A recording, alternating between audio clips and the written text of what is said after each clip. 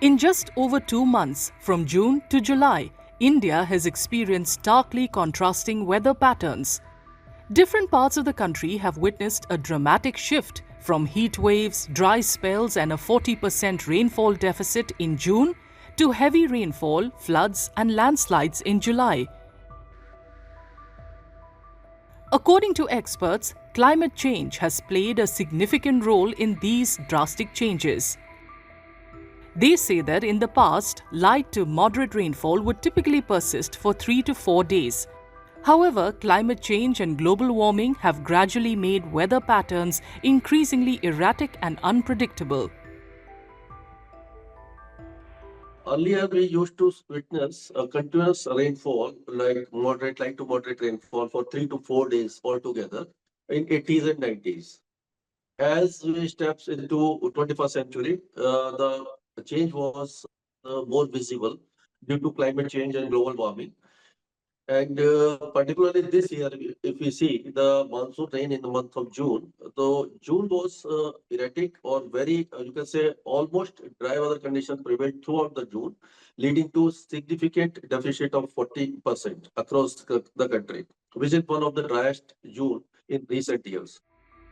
Experts also point out that although several localized factors contributed to these drastic changes in weather patterns, the primary driver is the rapidly intensifying El Niño, a climate pattern in the equatorial Pacific Ocean where sea surface temperatures become unusually warm.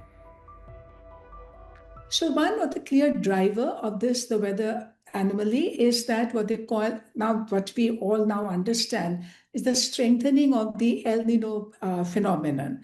And so the primary factor of this, behind this change is the rapidly strengthening of the El Nino in the equatorial Pacific Ocean.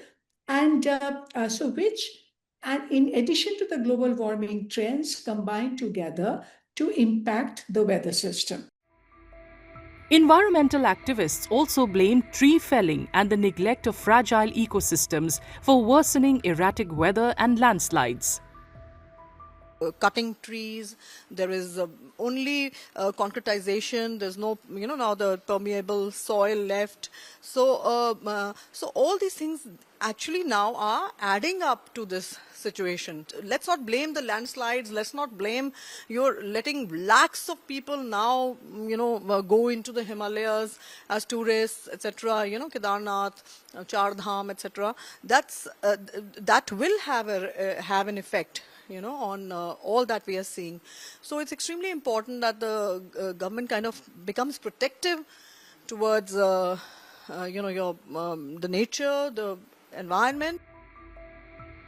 The stark shift from prolonged dry spells to sudden intense downpours underscores the growing impact of global warming on India's monsoon, making structural adaptation and climate resilience an urgent necessity for the region.